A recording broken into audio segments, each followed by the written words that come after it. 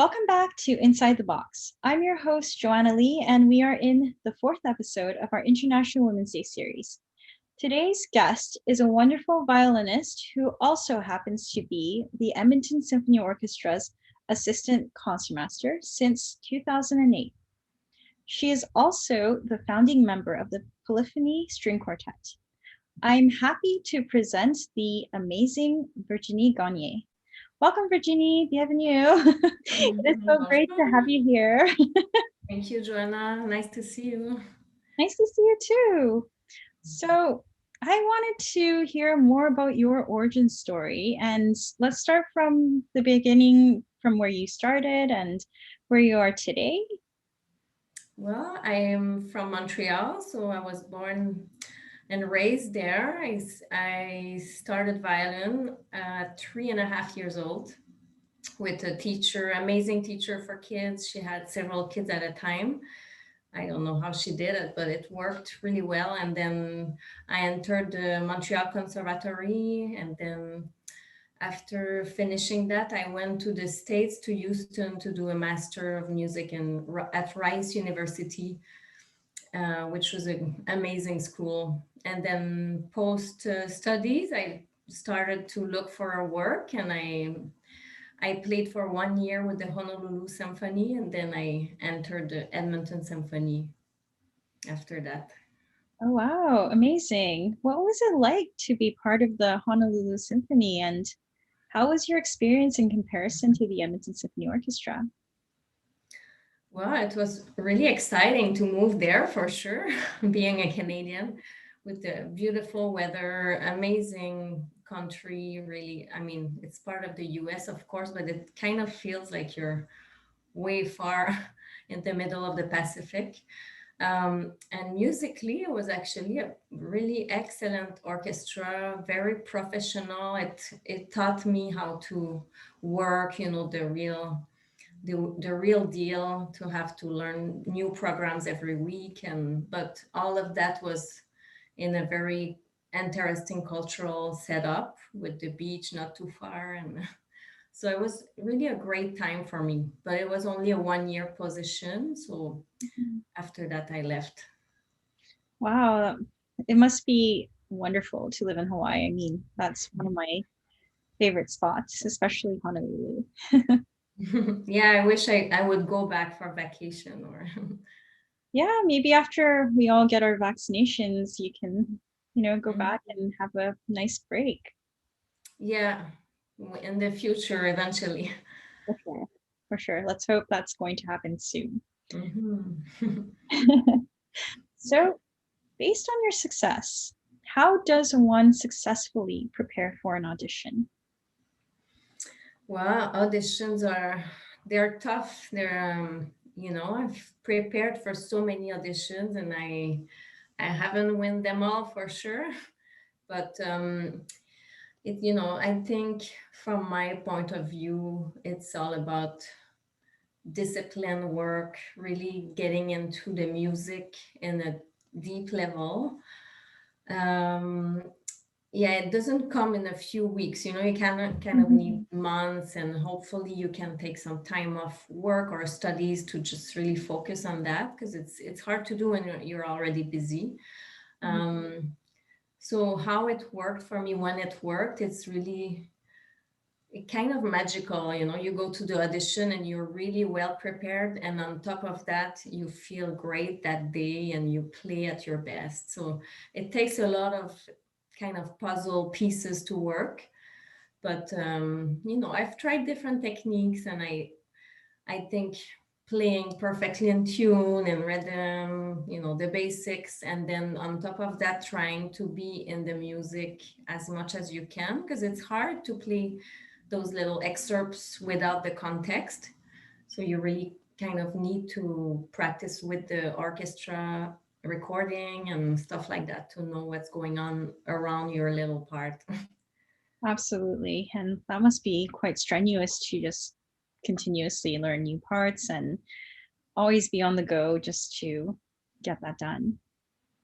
Yeah, I mean, the auditions are usually around the same excerpts. There's the basics one that they're always asked. But so once you work on them, they usually ask the same one at the next audition. But there's always new ones, of course, and it always feels like the first time, I think. Absolutely. I mean, any excerpt sort of feels like the first time whenever you learn them, and even when you go back to them, you see them in a different light. I think I spoke to one of our musicians about this, and it can be pretty exhausting but rewarding at the same time.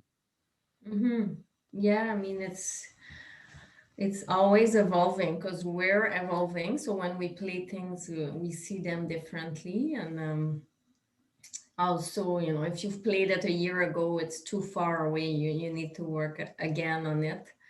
So Absolutely. it's a big process, auditions. Mhm. And I think for me, when it worked, it was a combination of things, but I really, really wanted also the position and stuff like that. Because if you do it kind of halfway there, Yes. that's probably not the best approach, in my opinion. Yeah, so you have to really be all in, and you really have to want it and have that desire and that drive to get to that goal, is what you're saying. Exactly. Yeah, you said it really well. Thank you. So, being in the position that you are, what would you tell young women who are like minded and striving to be like you, or pursuing a similar career path to yours, especially as an orchestral musician and a chamber musician? Well, I think there's many ways to have a really nice musical career because there's different way to do that. But of course, if people want to do an orchestra career, then there's the audition part that needs to Yes. be well prepared and successful eventually. Um, and I think it's about balance too. It's being a really good musician is about having a balanced life. You need to practice a lot. Of course, discipline is important because you can't really stop playing for too long or you lose your chops. Yeah, But absolutely. yeah, and it's also about meeting the right kind of people that will, especially for chamber music, if you want to play with a group that works well together, it's about, I think, finding musicians that inspire you and with who you like to work. And sometimes it's someone totally different than you, but somehow when you play together, it just magic happens. And so, yeah, I think for chamber music especially is so great to do. Mhm. And that's something everybody should do, really. Every Absolutely. musician. Yeah. I would love to play with you one day and maybe do a reading. For sure. We're pretty far away right now, but Yes, but we'll find one trip, or you a can visit me in Skype Vancouver. rehearsal. Yeah. We can do a reading of duets or something like that. I would love that. Yeah, I remember we were stand partners at one point It's for true. Opera Nova. Yeah, I don't actually remember which opera it was. Was I it think it was Donizetti's Elixir of Love. I could wow, be great wrong, memory. but I only remember the two productions that Okay. had in. I did a few more that summer maybe. But yeah, I think you're probably right. We were really tight in the pit. We were sitting close together. You couldn't move your bowl too much, but That's it, true. it was really fun. I love opera. It's great. And we had a nice view of the singers, so Oh, definitely. we could enjoy the scenes while playing. Yeah, and I really enjoyed having you as a stand partner. That was really fun. Thank you. Same. Yeah, it was really easygoing and fun. Absolutely. So, moving on, I was wondering, what are your thoughts on the classical music scene today, and how can it be preserved? Well, of course, this year has been really tough for musicians.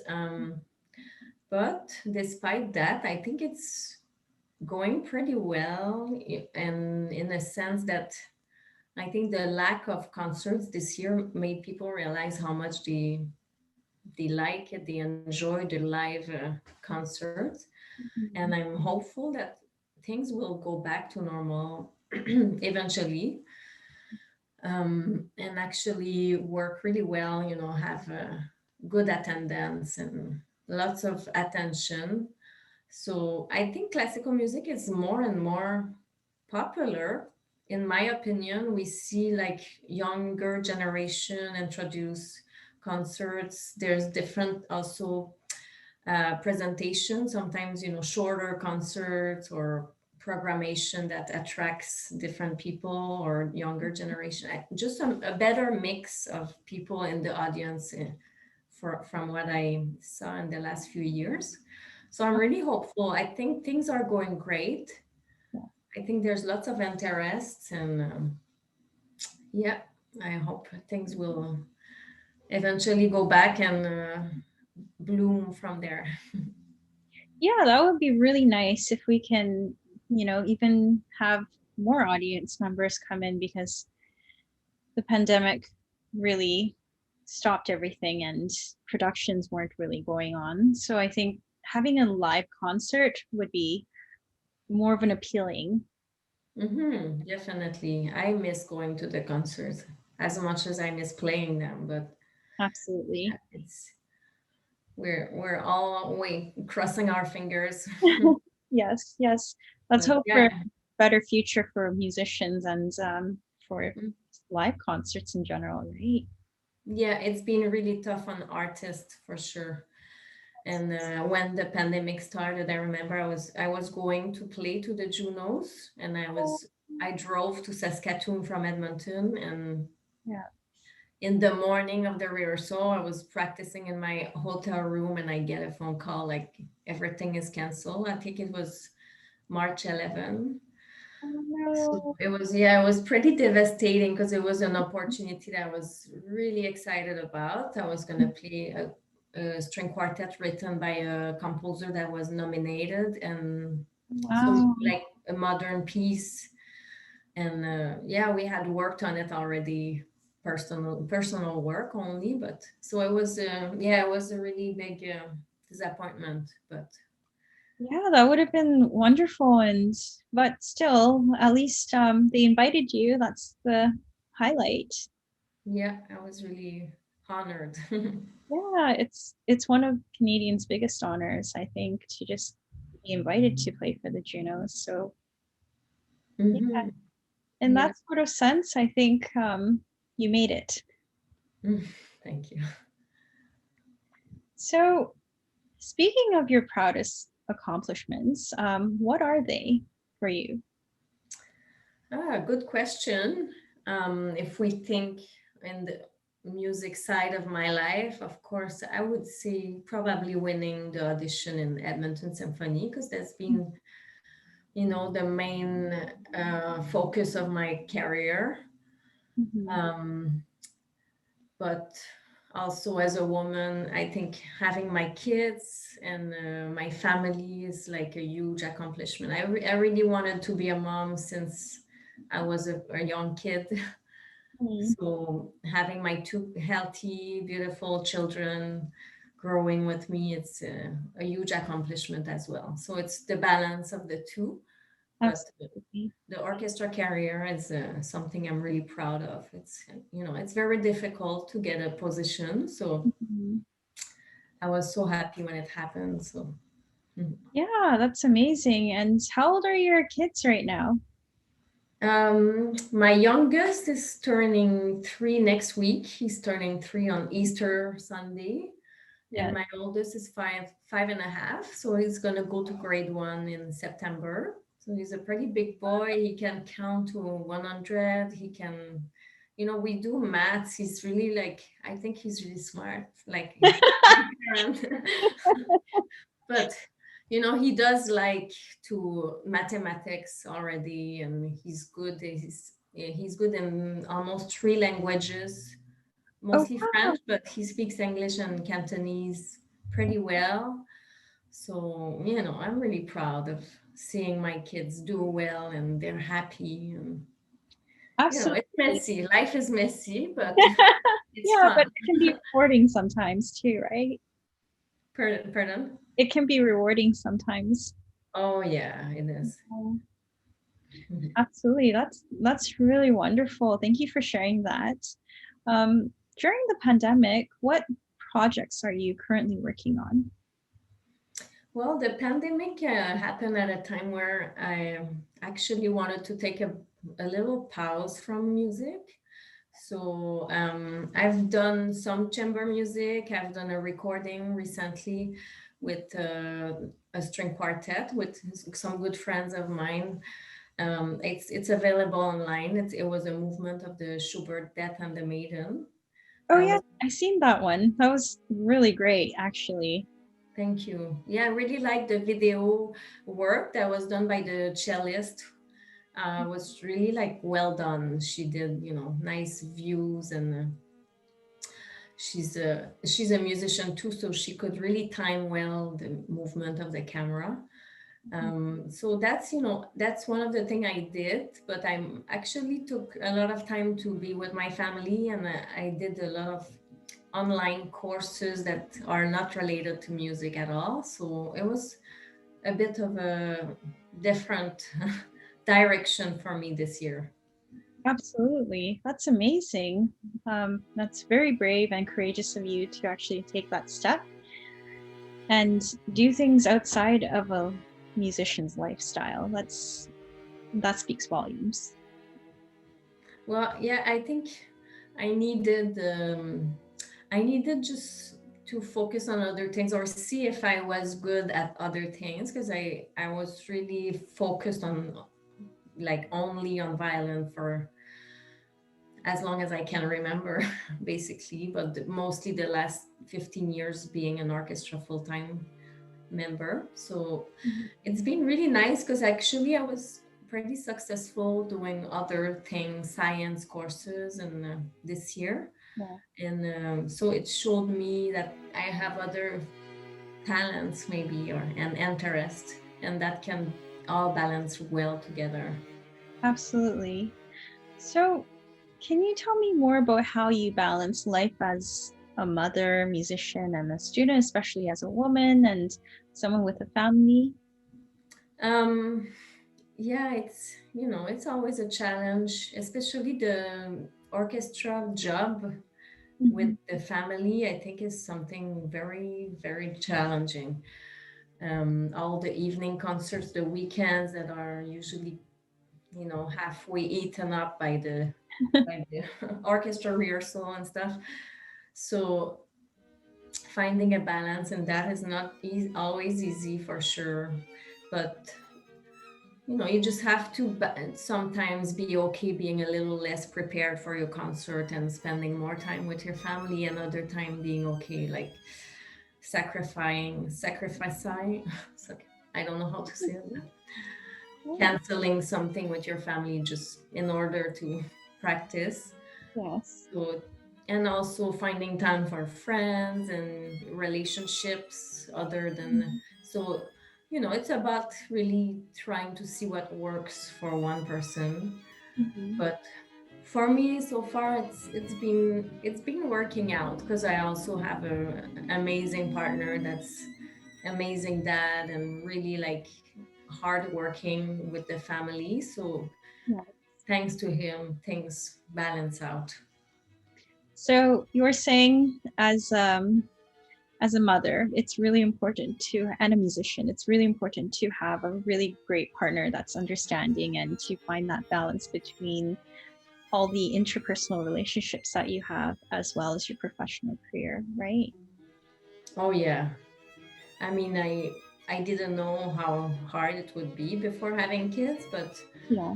it got really busy with the orchestra and then trying to go home and prepare dinner and put the kids to bed and all, and having a partner that's totally involved with the family and sharing chores. I mean, sometimes I do less than him because I'm just too busy. So he's really amazing, and he's always supportive. He knows if I have a big concert the next day, I might be a little grumpy.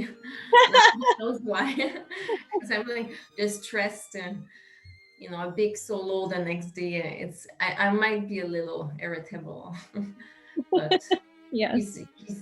he understands really well. He's been a violinist as well, so that, Okay. Wow, that's wonderful. So there's that understanding in the sense that he knows what you're going through and he can totally, yeah. really put himself in your shoes.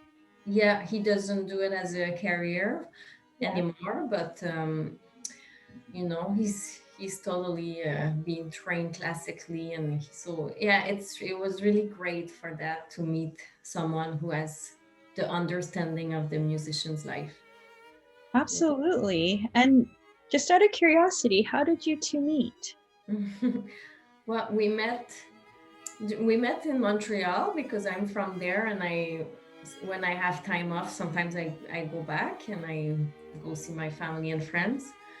And he was a friend of a friend, so we met Oh, really like through somebody who went to McGill with him, and yeah, oh wow, wow. I might have exchange phone gone, numbers a yeah. week later, and yeah, the rest is history. Oh, that's wonderful. I might have actually gone to school with him because I also went to McGill. Oh, maybe. Well, I'll tell you later his name. I don't think he likes to be It's all good. exposed. Well, speaking of concerts, how do you prepare for them? Concerts, well, it's a bit more fun than preparing for auditions, maybe. I think it because at least concerts are a little more forgiving. So it's, Mm, of course, like I always aim for as as much close to perfection as I can, because I like to feel like I really did my best. mm, And lately, I mean, before the pandemic, of course, I was recording myself a lot more because I find I had better ears for my playing yes. when I was not just practicing and listening at the same time, but playing and then listening after.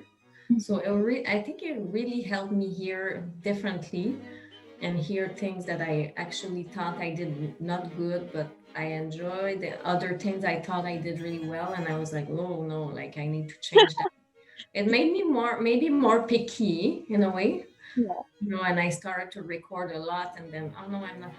So sometimes you're obsessed with that, and it's not good either. But it's definitely a good technique to do sometimes. Absolutely. And also listening to inspiring recordings like violinists that I find play amazing, and I just wish I could play like them. And so I Oh, listen to them and I'm inspired, and then not that I'm trying to copy, but at yeah. least I have this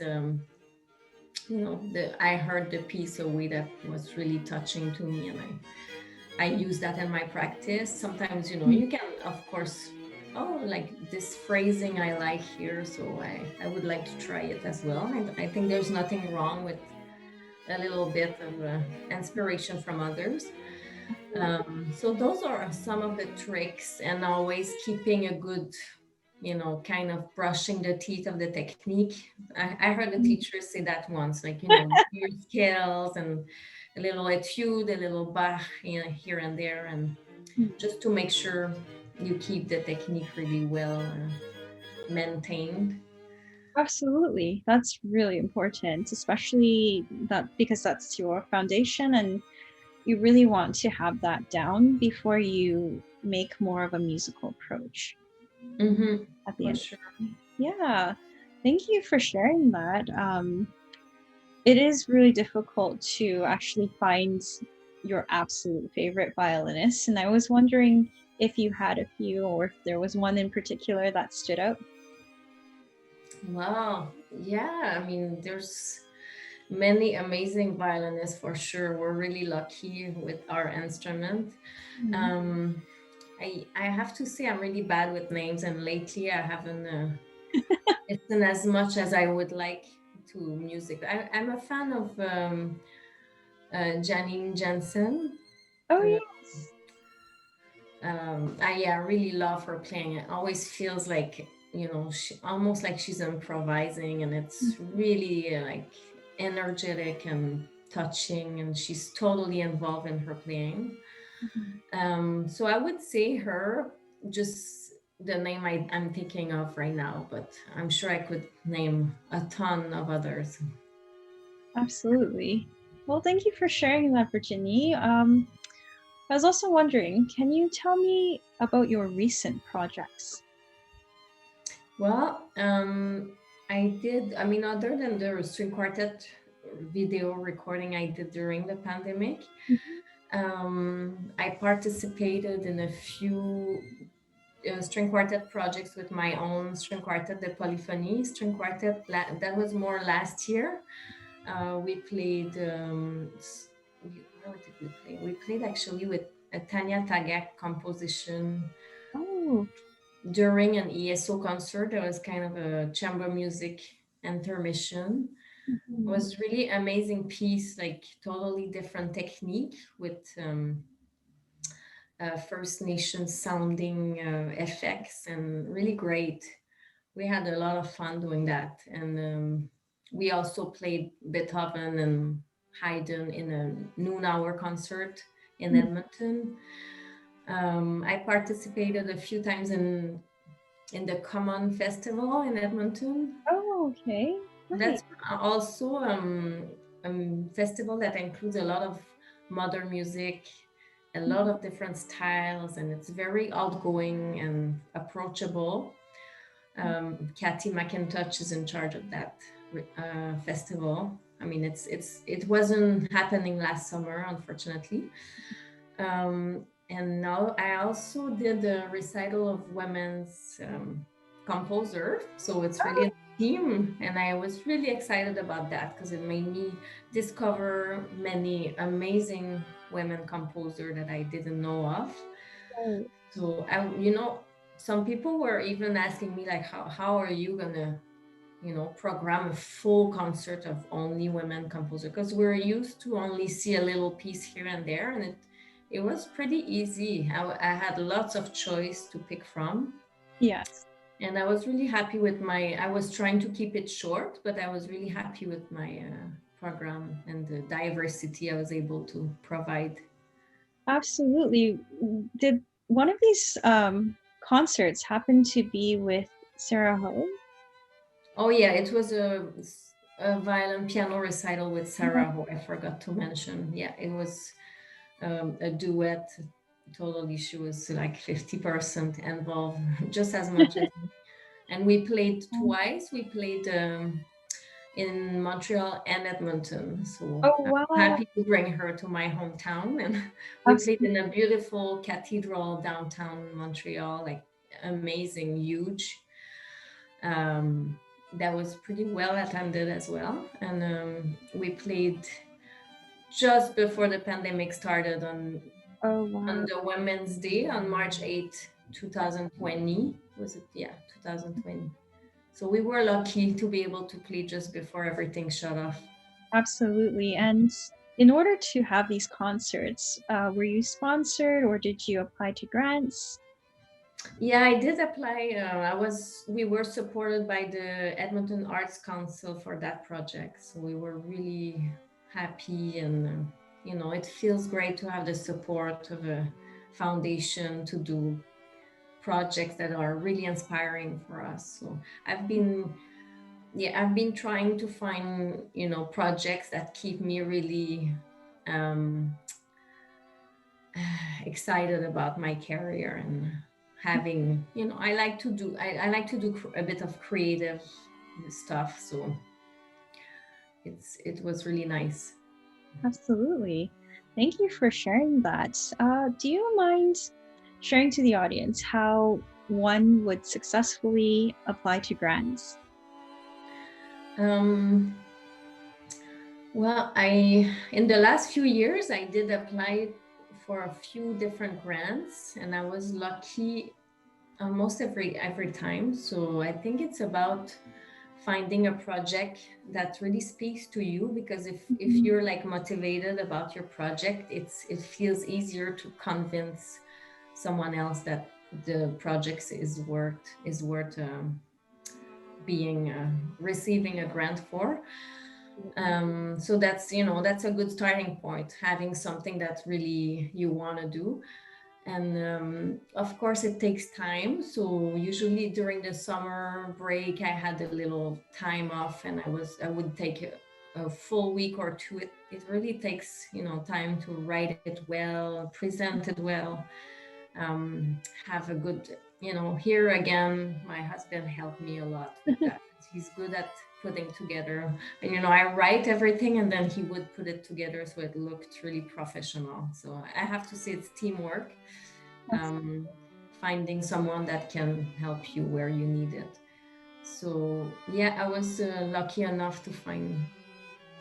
I did a string quartet project for the French communities in in the Alberta, oh so wow. different little cities. So that was one of my projects. Then the women's composer recital, Yes. and this year was supposed to be a live chamber music concert in Edmonton, and Oh it became a video recording because of the pandemic. So yeah. three of my most recent projects, yeah.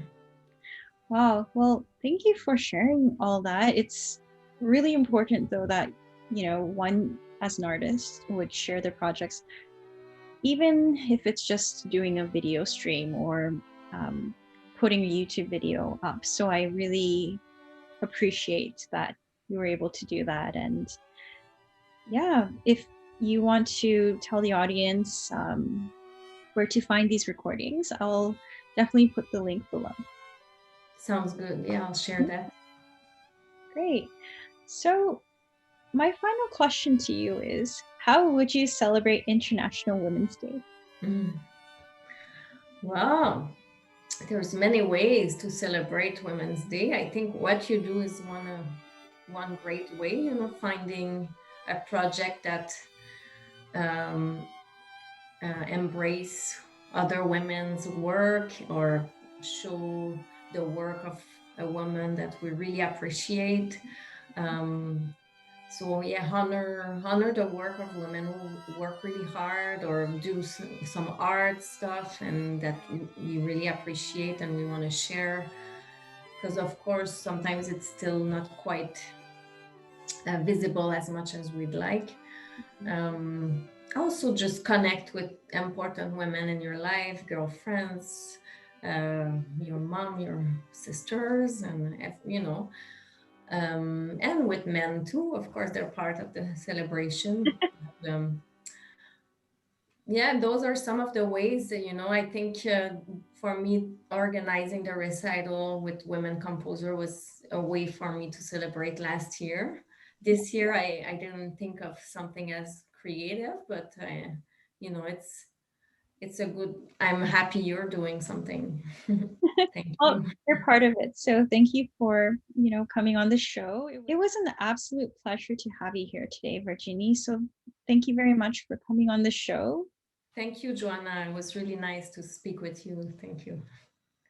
And for those of you watching, thanks for tuning in. After this, there will be a wonderful performance of Virginie and pianist Sarah Ho from the previous episode. So please enjoy. Don't forget to hit that like button, subscribe, and hit the notification bell for future episodes. In the meantime, be well, stay safe, and please practice healthy social distancing. See you next time. Bye. Bye.